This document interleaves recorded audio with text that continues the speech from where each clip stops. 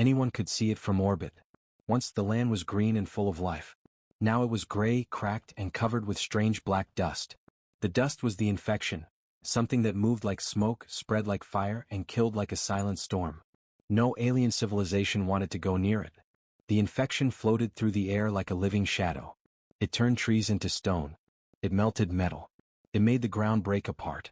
For months, the aliens living on Veros 4 begged the galaxy for help. They sent signal after signal, message after message. And every answer was the same. We cannot risk our own people. So borders closed. Communication channels shut down. Ships refused to enter the system. The galaxy watched and abandoned them. The population of Veros 4 shrank every day. Families hid inside ruined buildings. Children cried without sound, too weak to speak. Homes collapsed as the infection crawled up their walls. The colony leader, Saralon, stood on the top of a broken tower and looked at the sky with hopeless eyes. His voice cracked as he sent what he believed would be the final message of his people. Is anyone out there? We are scared. We are dying. Please help us. He waited. Minutes passed. Hours passed. Silence. Saralon lowered his head. He knew the truth. No help was coming. Their friends had abandoned them.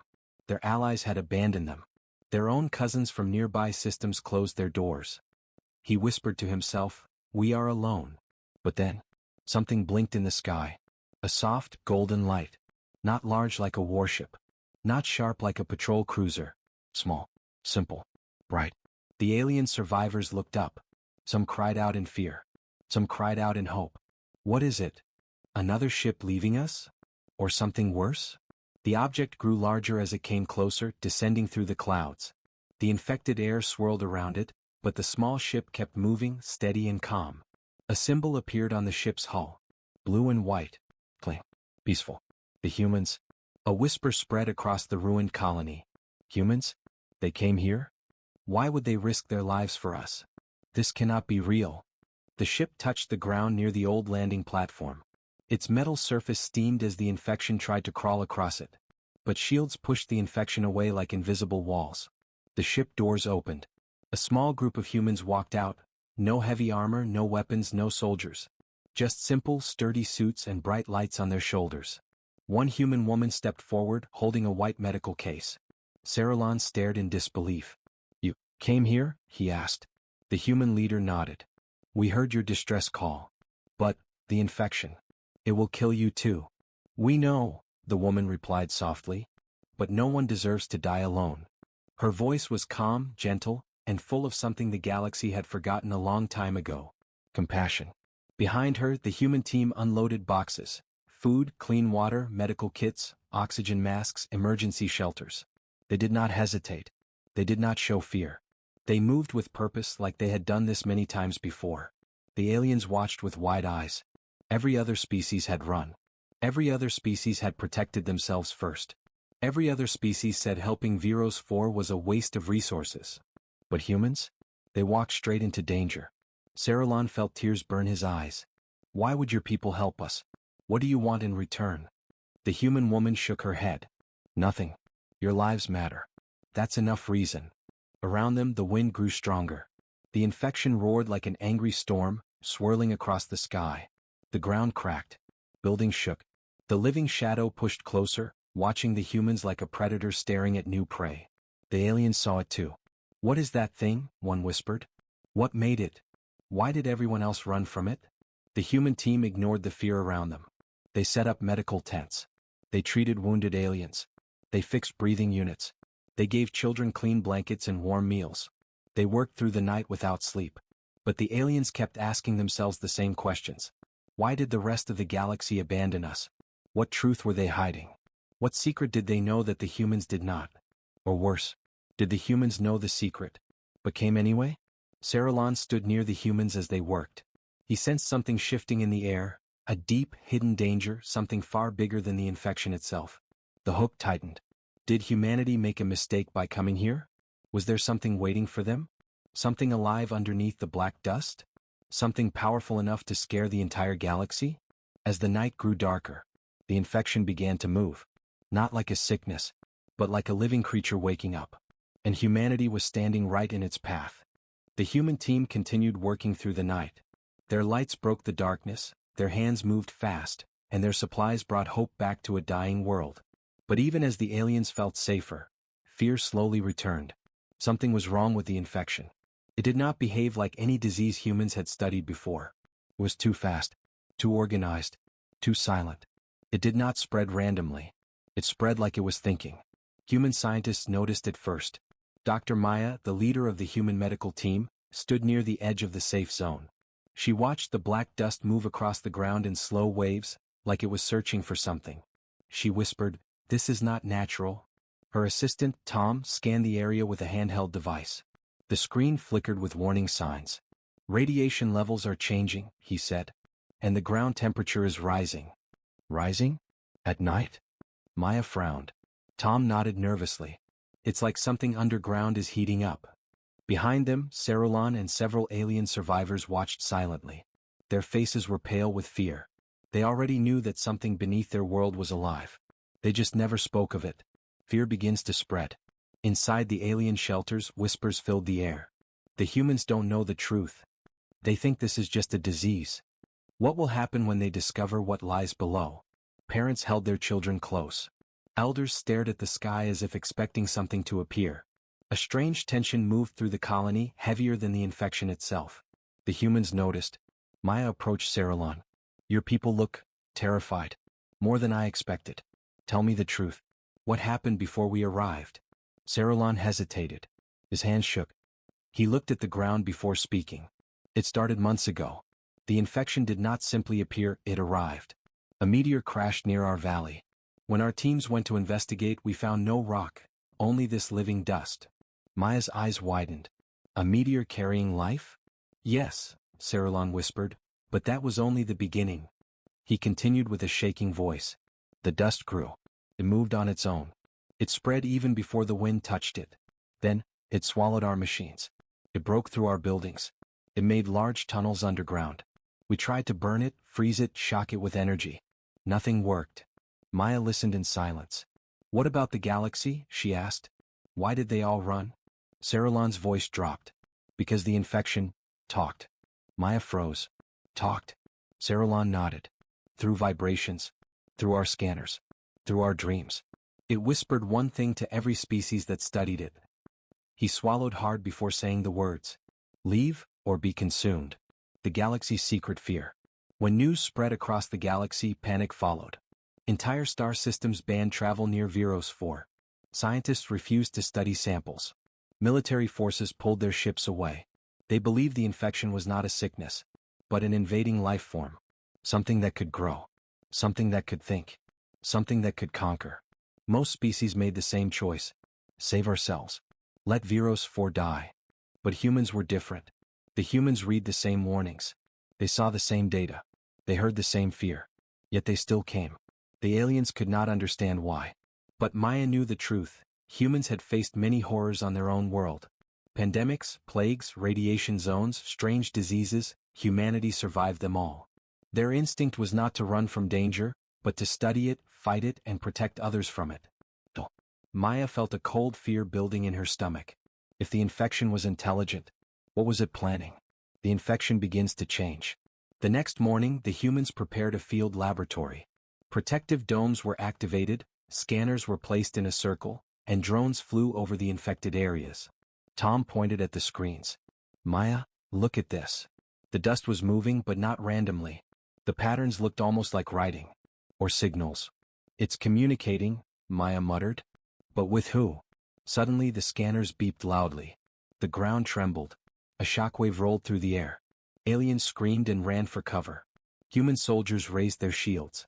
The infection rose like a dark wave and slammed against the barrier of the safe zone. For the first time, the infection hit the humans directly. The shield flickered but held. Maya stepped back, heart pounding. "It's testing us." "Testing?" Tom shouted. "For what?" "To see how strong we are." The infection retreated slightly as if thinking. Then it formed a shape. A circle. Then a line. Then a symbol that no one recognized. The dust pulsed. Tom whispered, "Maya, that looks like a warning." But deep inside the ground, beneath the colony, something moved. Slow. Heavy. Alive. The vibration shook the earth again. Rocks cracked. Dust rose into the air. The humans and aliens stared at each other in terror. This was no simple disease. This was not a plague. This was not an accident. Saralon finally spoke, voice trembling. It is waking up. The real reason everyone fled. Night fell earlier than usual. A strange red glow spread across the horizon like distant fire. The infection reacted, shaking and swirling faster than ever. Inside the human camp, Maya called an emergency meeting. This infection is evolving, she said. We must find the source. Saralon stepped forward with fear in his eyes. We tried. Everyone who went underground never came back. Tom looked around nervously. So that's why the galaxy abandoned you. Saralon nodded slowly. They believed Viros 4 was lost. They believed nothing could stop what is growing underground. And they feared, if they sent help, the infection would spread to their worlds. Maya clenched her fists. But we are here now. And we will not run. Saralon stared at her with awe. What? Why risk your lives for us? Maya looked at him with steady, calm eyes. Because if something dark has come to this galaxy, humanity refuses to ignore it. She turned back to the team. We will face this. Together. But far beneath their feet, deeper than any scanner had reached, a massive heartbeat echoed. Slow.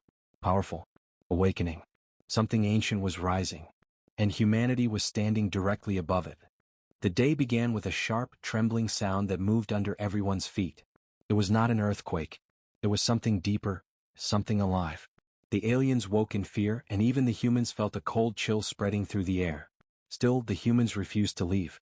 Dr. Maya stood at the center of the destroyed colony, looking around with tired but determined eyes. Dust swirled around the abandoned buildings. Broken towers leaned like old trees ready to fall. The infection moved like slow smoke, creeping near the safe zone's border. But inside the human safe zone there was order. Tents glowed with bright white lights. Medical stations hummed softly. Generators kept the shield strong. Human engineers worked non-stop, building walls made of special nanometal that resisted the infection's touch. Tom stood beside one of the new barriers, wiping sweat from his forehead. This will hold, I think. Maya looked at him. It has to. The aliens cannot survive another attack. The aliens watch in silence. All around, alien families watched the humans working. Some hid behind ruined buildings. Others sat inside the shelters the humans built. Many could not understand why humans were fighting so hard for them. One alien child, weak and shaking, pulled on her mother's hand. Will the humans really save us? Her mother watched Maya and whispered, I hope so, little one. I really hope so. Saralon, the colony leader, walked through the safe zone with slow steps. He saw humans treating injured aliens, giving out food, repairing breathing units, and comforting children who had lost their families.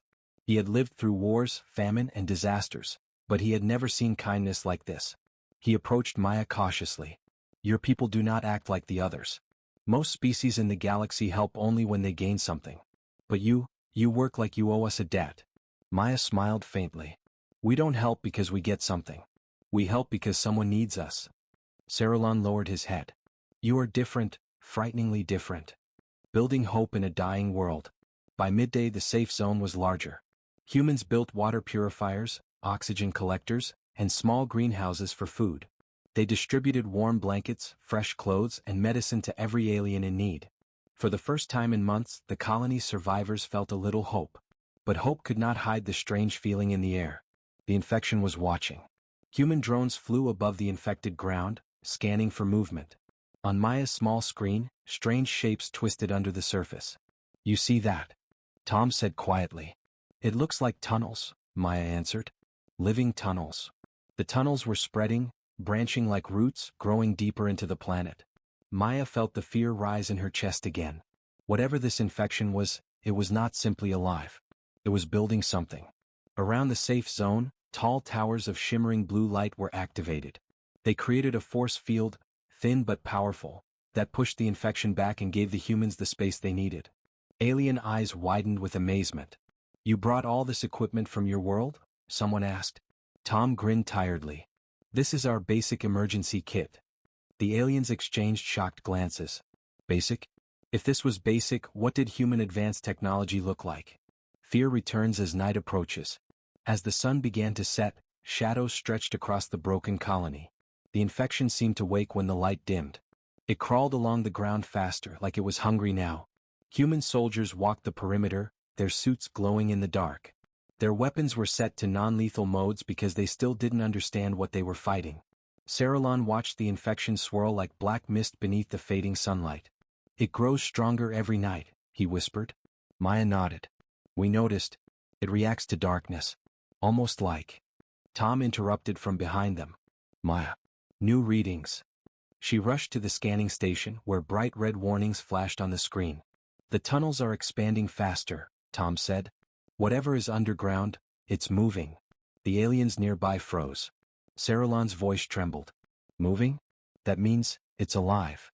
"It was always alive," Tom replied. "But now it's waking up."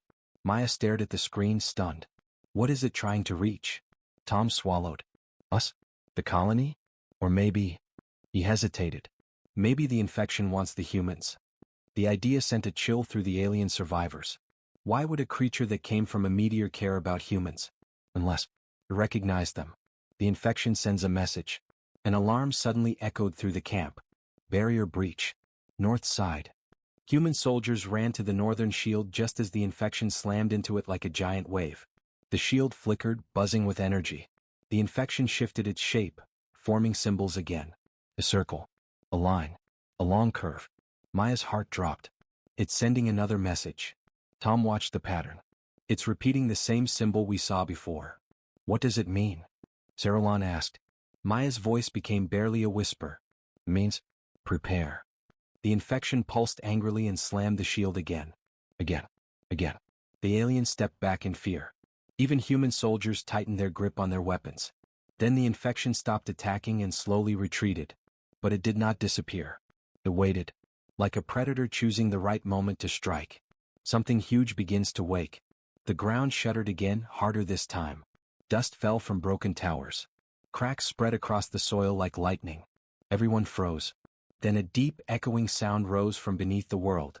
A heartbeat. Slow. Heavy. Ancient. The infection on the surface shivered, reacting to the heartbeat with excitement. Saralon whispered, voice shaking.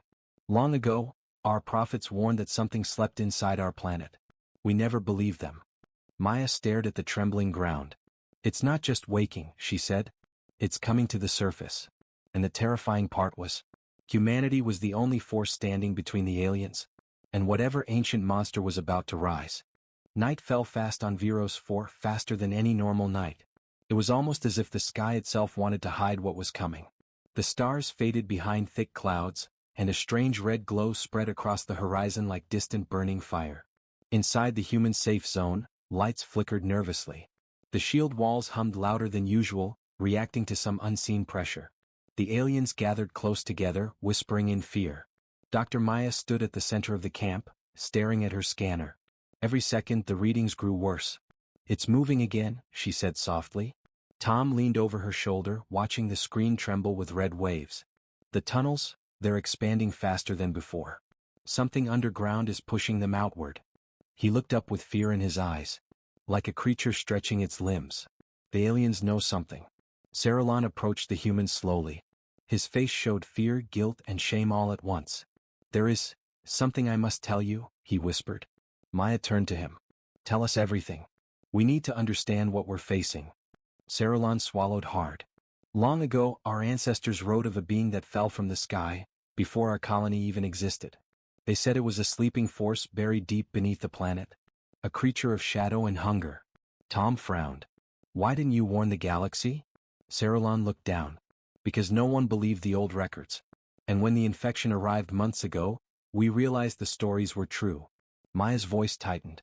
"So the infection is part of it?" "Yes," Saralon answered. "It is not the creature itself, but its breath, its presence, a living extension of it." A cold silence spread between them. Tom exhaled shakily. "Then whatever is under us, it's waking up." The first true attack. A sudden explosion shook the ground. Boom. The shockwave threw dust into the sky and made the shield flicker violently. Human soldiers shouted, "Sector 3. The infection is attacking." Maya and Tom rushed toward the northern barrier. The infection wasn't just creeping now, it was surging like a black river flowing uphill. The ground split open, forming long cracks. Glowing red mist rose from below, swirling around the infection like fire feeding smoke. The infection changed shape. Long tendrils grew upward. Sharp spikes formed. The dust moved like an angry creature. Saralon grabbed Maya's arm. It has never acted like this before. Tom stepped back. It's responding to the heartbeat underground. It's getting instructions.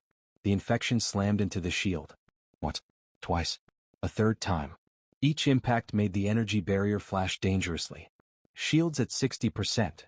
A human engineer called out. Another slam. 42%.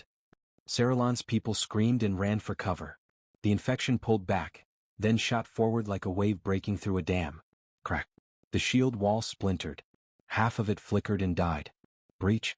Breach! Human soldiers shouted. The infection rushed through the opening like liquid darkness. Humanity stands firm. Human soldiers spread out immediately. Formation Gamma. Protect the civilians.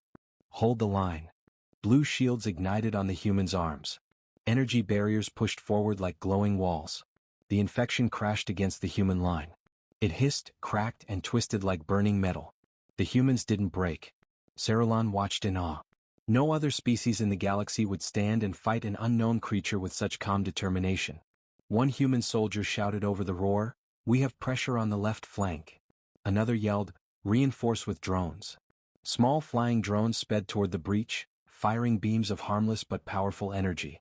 They didn't kill because humans didn't know if the infection could die. But they pushed it back, forcing the black dust to retreat. The aliens stared at the humans with wide eyes. "How are they not running?" a young alien cried. "No one else would do this," another said.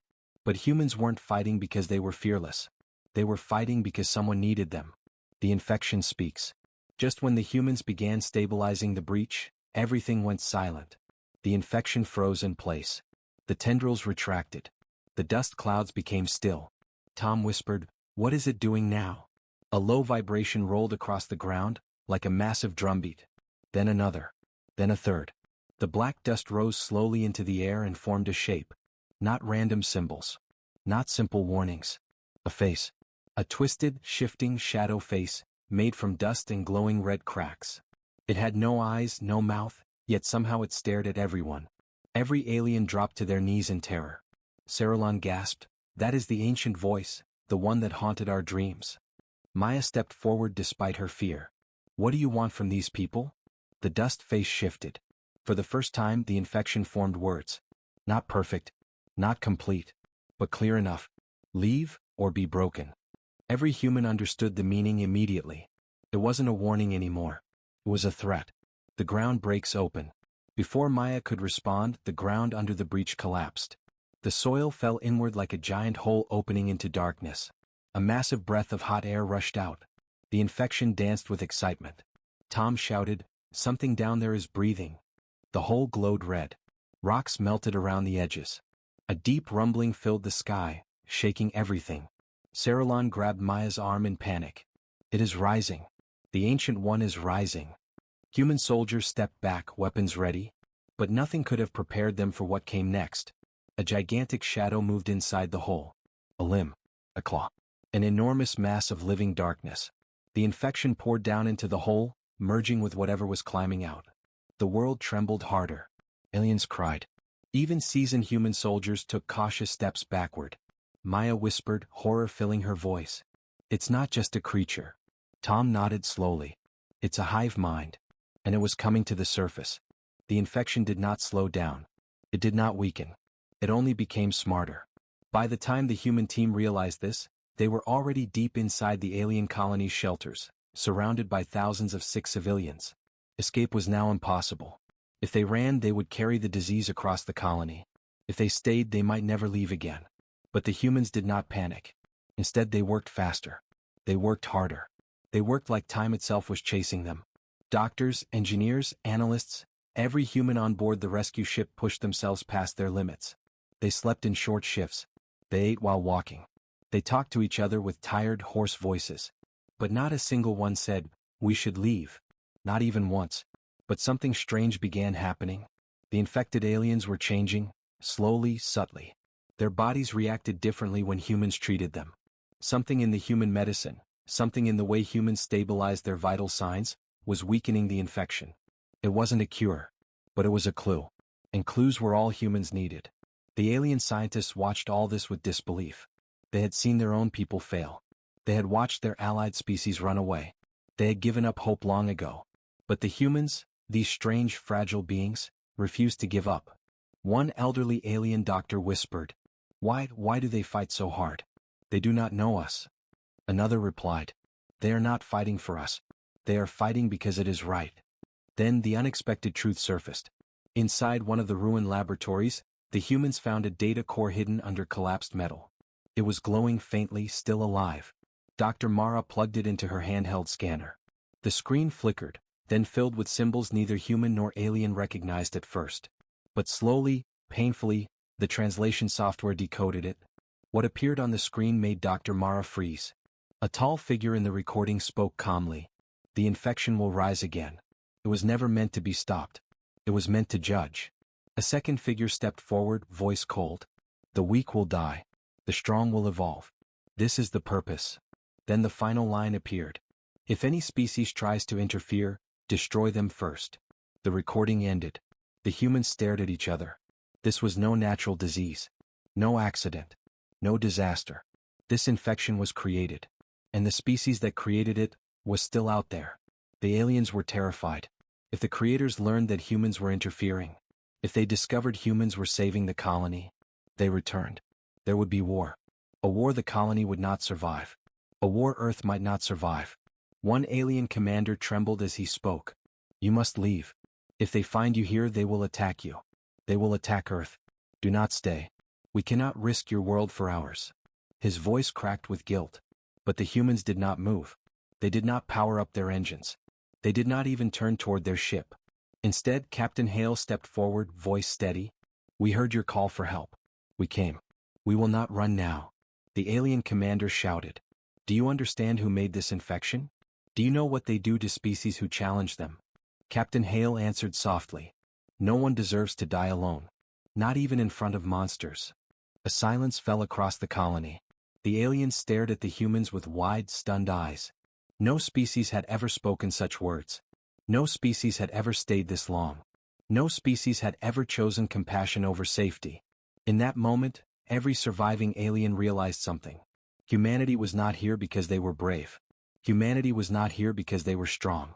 Humanity was here because their hearts did not know fear the same way others did. But the danger was not finished. The infection pulsed again, faster, deeper, stronger. It sensed the humans' interference. The air itself began to vibrate with a low, unnatural hum. The ground shook. Walls trembled. Lights flickered. Something ancient was waking. A new message appeared on the stolen data core. "Interference detected. Judgment unit activating." Dr. Mara gasped. This infection had a second phase. Worse than the first. Stronger than anything they had prepared for. And somewhere beneath the colony, something was moving. Something alive. Something designed to wipe out everything that resisted the Creator's judgment. For the first time since arriving, the humans felt fear. Asterisk. But fear did not stop them. It only pushed them forward. Would they survive what was coming next? Would Earth be dragged into a war it wasn't ready for? And worst of all, were the creators already watching? The ground did not just shake now. It growled. Deep under the colony, under the broken streets, the ruined labs, the collapsed towers, something massive was moving. Dust fell from ceilings. Old machines sparked. The air became heavy as if the planet itself was afraid to breathe. The humans and aliens stared at the scanners as the readings climbed higher and higher. Seismic activity increasing. Unknown energy rising. "It's coming closer, fast." The alien commander spoke in a trembling voice. "That is the judgment unit. The creators built it as a final weapon. If the infection failed, this machine finishes the job." Dr. Mara whispered. "So it hunts every living thing?" The commander nodded slowly. "It will erase us. All of us." The survivors panicked. Children cried. Parents shouted. The sick tried to crawl away from the tremors, even though they had nowhere to go. The humans moved toward them without hesitation. "Keep calm. Stay together. No one gets left behind." Even while fear punched their hearts, the humans didn't run. They began forming rescue lines, helping aliens out of damaged shelters and moving them to safer buildings. If such buildings even existed now. Captain Hale looked at the sky. No ships coming. No allies arriving. Humanity was still alone. He turned to his team. We don't have time to wait for help. We face this. Here. The humans nodded. Not one argued. Then the planet opened. A crack tore through the center of the colony, splitting metal, soil, and buildings in half. Black smoke shot upward, followed by a strange blue light pulsing like a heartbeat. Bottom. Bottom. Bottom. With each pulse, the infection inside the survivors reacted, like something was calling to it. Screams filled the air. Dr. Mara shouted. It's activating the infected. We need to move them away now. But it was too late. From the crack, the machine rose. The judgment unit. It was not a robot. It was not a creature. It was both. A towering structure of bone-like metal, wrapped in veins of glowing blue infection. Its face was a mask of shifting symbols. Its limbs were long and sharp, designed only for extermination. Every step shook the colony. Every breath melted the air with toxic heat. Every movement felt intelligent. The aliens collapsed in despair. There is no escape now. We are finished. They finally sent it. But the humans stepped forward. Not backward. Forward. Captain Hale raised his voice. If it was made, it can be stopped. Everything that breathes, bleeds, or thinks can be stopped. The aliens stared in disbelief. You will fight that? Hale replied. We'll protect you until our last breath. The judgment unit attacked. A beam of blue fire erupted from its chest, slicing through buildings, tearing apart anything it touched. Humans and aliens ran for cover as a shockwave exploded outward. Dr. Mara was thrown to the ground. Lieutenant Ross shielded 3 alien children with his body. Another human medic pulled injured survivors into a shelter. Even in chaos, the humans did not abandon anyone. But the judgment unit noticed them. It turned its mask toward the humans, studying them, reading them, understanding them. A new symbol appeared on its face. Unregistered species interfering with judgment. Threat level, rising. Its claws glowed. It aimed at Captain Hale. Then the unexpected happened. The infected aliens protected the humans. Their bodies, half consumed by the infection, moved on instinct. They had no strength left, yet they threw themselves in front of the humans to shield them. The judgment unit paused. It did not understand. Why would infected organisms defend another species? Why would victims protect humans? Why would the weak fight back? This gave the humans one small opening. Just one. Captain Hale shouted. Now, target the energy veins. That's where it feeds. The human engineers, shaking with fear but steady with purpose, fired their experimental cutting tools, trying to damage the glowing lines running across the machine's body. Sparks flew. Blue fluid sprayed. The judgment unit roared, an unnatural, bone-deep scream that echoed across the colony. It struck back, tearing down an entire tower in rage. The blast threw humans and aliens across the ground. But they held the line. Humanity, small, fragile, alone, stood against a weapon designed to end civilizations. But the worst news came next. Dr. Mara's scanner beeped with a warning. She looked at the reading. Her face turned pale. The creators, they're coming. Hale froze. How fast? Mara swallowed hard. Minutes, maybe less. The aliens gasped. Not the creators, not them. A second fleet entering orbit would be the end. No ship could outrun them. No army could defeat them. Yet humanity was still fighting. Still refusing to leave. Still saving a colony that every other species had abandoned. But now the question was no longer just, why did humanity stay? It was something far more terrifying. Would humanity survive long enough to save anyone, including themselves? The sky turned black. Not from clouds. Not from smoke. But from shadows. A giant fleet appeared above the dying colony, tens of thousands of ships, dark and sharp like blades. Their formation was perfect, cold, and silent. No banners. No symbols of peace. Only one message carved into their hulls. We bring judgment. The alien survivors collapsed in fear. Some sobbed. Some prayed. Some simply stared at the sky, accepting death.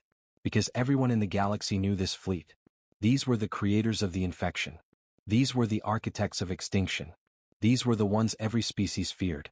The alien commander whispered, "They are here. We are finished." But the humans did not fall. They did not bow. They did not surrender. Captain Hale stepped to the front, between the colony and the enemy fleet. He was only one man. But in that moment he stood like a wall. The judgment unit roared beneath them. The infected survivors were losing control. The human team was exhausted, bleeding, bruised. And now a fleet big enough to erase continents hovered above. Humanity should have fled long ago. Any logical species would have. But the humans stayed. Because the aliens were still alive. Because the children still cried. Because the sick still needed help. And no one deserved to die alone. A message from the creators echoed across the colony. It was not a voice. It was not sound. It was something pushed directly into every living mind. Non-creator species detected interfering with judgment. Penalty, universal erasure. The aliens screamed. Some fainted. But the humans stood firm, even as their heads throbbed with pain. Dr. Mara forced her voice through the pressure. We can't outrun them. We can't outfight them. But we can outthink them. Captain Hale nodded. What's the plan? She pointed to the judgment unit. That machine is connected to them. It sends data, emotions, reactions. If we damage it the right way, maybe we can overload their network. Like blinding a giant, Hale said. Exactly. It was insane. It was impossible. It was the only chance. The creators landed their first ship. A spear-like structure descended from the sky and struck the ground with the force of a small moon. Dust exploded outward. The ground shook again. The judgment unit responded, turning toward the landing beacon like a loyal servant. Dr. Mara whispered. They're linking. If the creators connect fully with the unit, we lose. Captain Hale didn't hesitate. Ross, buy us time. Mara with me. The rest, protect the survivors.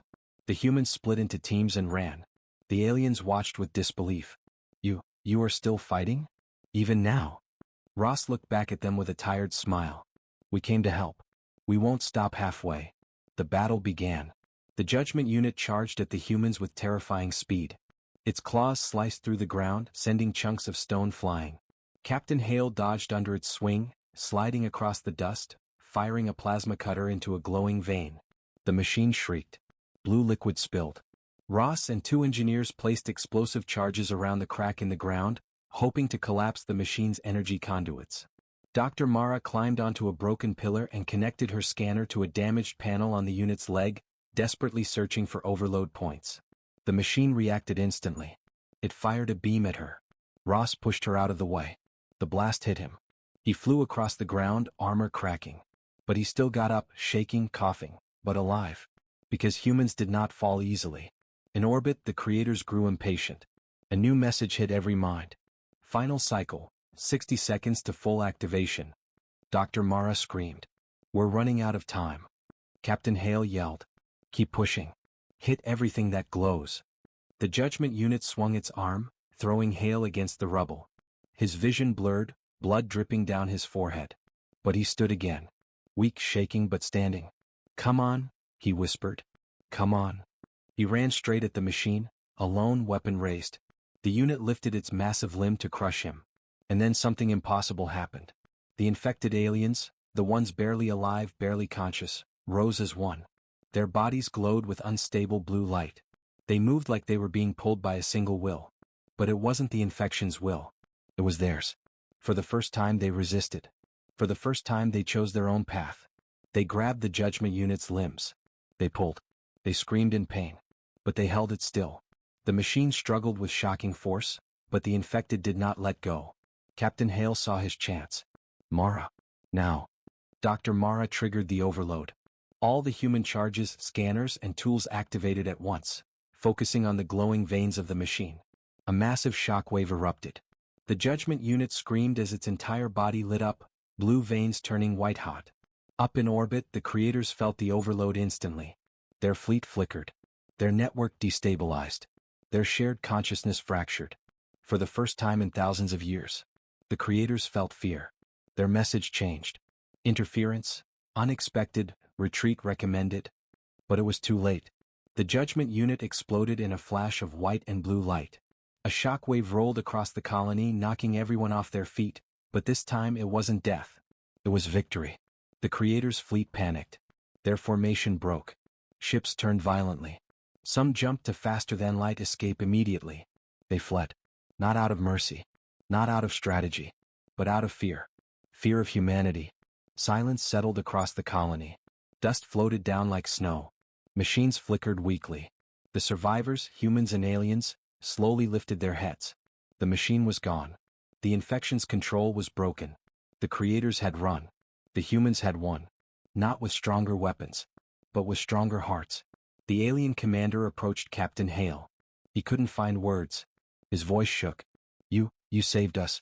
When everyone else ran, you stayed. Hale replied softly. We didn't come to be heroes. We came because you called for help. The commander lowered his head. And now our future belongs to you. Hale shook his head gently. No, it belongs to all of us. Together. And so the legend began. A tiny human team that defied extinction. A dying colony that rose again. A fleet of gods turned away by compassion. The galaxy had forgotten mercy. But humans remembered.